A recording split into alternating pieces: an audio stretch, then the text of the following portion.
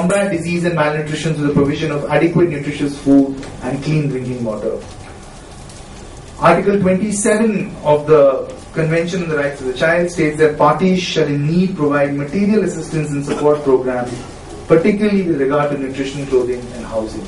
So in international law, it is very much unambiguous. The right to food and nutrition is very unambiguous. If you look at women's rights, international law and women's rights, and look at food and nutrition, Article 10 of the International Convention says that special protection should be accorded to mothers during a reasonable period before and after childbirth. The whole issue of maternal entitlements, which countries in South Asia have now begun to address, because our maternal mortality rate remains appallingly low, even in countries like Sri Lanka, which are otherwise doing very well. Child malnutrition and maternal mortality remain appallingly low. In Bangladesh, in India, across the subcontinent, maternal mortality remains a great worry. And one of the reasons why maternal mortality remains a great worry is, of course, that South Asia is unique in gender discrimination. There are two, I think India, and it's true of large parts of South Asia, certainly true of Pakistan, certainly true of Nepal, certainly true of Afghanistan. I think there are two things in which our part of the world has a competitive advantage over any other society in the world. Really, any other society.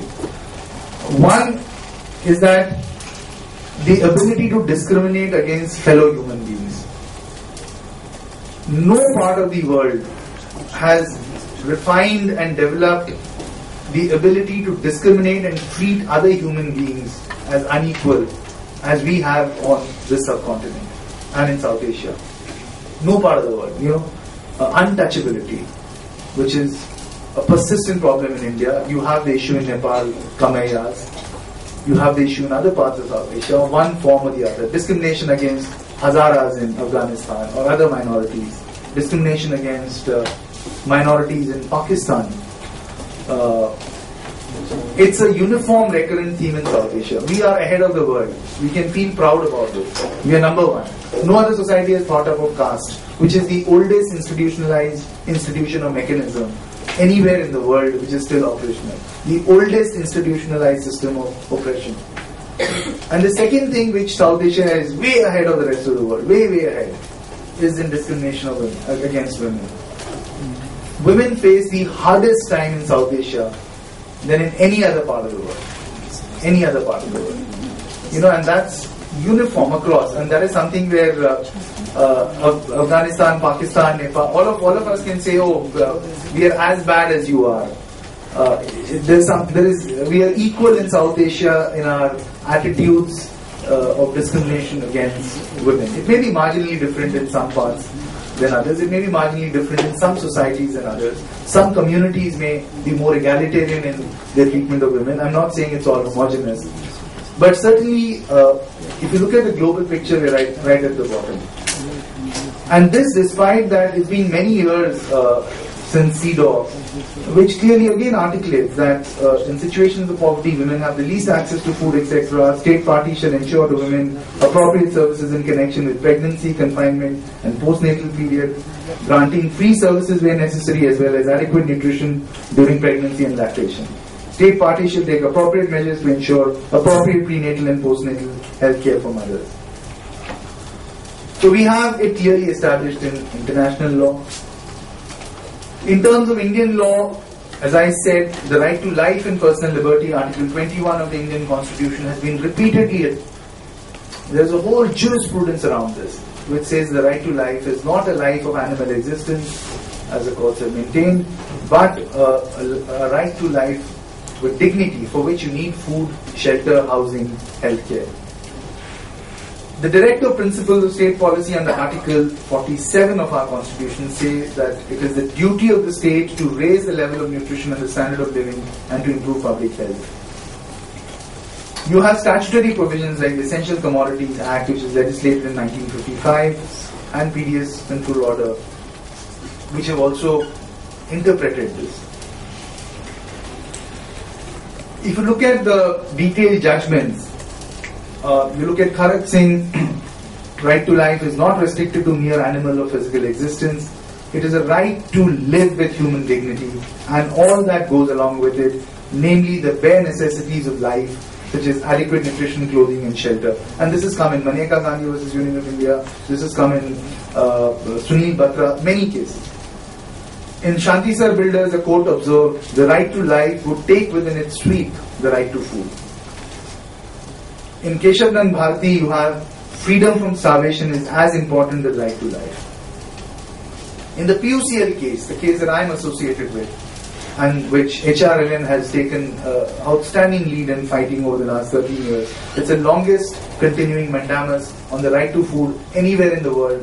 It's one of the longest continuing cases, litigations on economic, cultural and social rights anywhere in the world.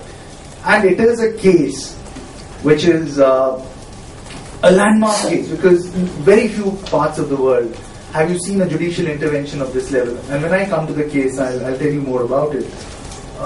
In the PUCL case, the courts observed that Article 21 of the Constitution of India protects for every citizen right to live with human dignity. Would the very existence of life of these families which are below the poverty line not come under such danger for want of appropriate schemes and implementation thereof to provide requisite aid to such families? The court, in interpreting Article 47 of our Directive Principles, also said that the state shall regard the raising the level of nutrition and the standard of living of its people and the improvement of public health as among its primary duties. The articles, whether in Part 3 or Part 4, represent moral rights which they have recognized as inherent in every human being in the country. If a state were to voluntarily implement the Directive Principles, a court would be failing in its duty if it did not give effect to the provisions of law at the instance of a person who has obtained a right under the legislation. When the state, in pursuant of its fundamental obligations, makes a law implementing the Directive Principles of state policy, it becomes the law of the land and the judiciary will be found to enforce it. Freedom from starvation is as important as the right to life. And many of our schemes and legislation that we have spoken about, that I spoke about earlier, including the public distribution system, the ICDS, or the current National Food Security Bill, are really in pursuance of the Directive Principles of state policy, which are meant to translate into enforceable and actionable claims. Because after all, a scheme does not exist in isolation. A scheme derives its legitimacy from a constitutional provision. Laws should also derive their legitimacy from constitutional provision, particularly laws which deal with socio-economic rights. Our disappointment in India has been that many of the laws that we are passing, I'm not passing judgment on these laws. I think they have made a difference on the ground. They have brought about tremendous change.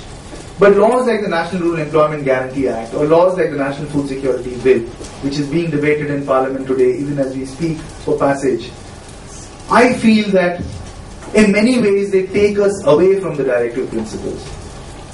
They do not bring us closer to the Directive Principles of state policy. They derive their legitimacy from it, yet they take us away from it. And I say this because I have seen the struggle. The Constitution does not provide for rights which are targeted. The Constitution does not provide for rights which cover one section of the population but do not cover another section of the population in the constitutional scheme of things. So when the state legislates the right to food, if it is seriously bothered about following the principle of constitutionalism, it cannot enact a law which does not speak about universal public distribution system.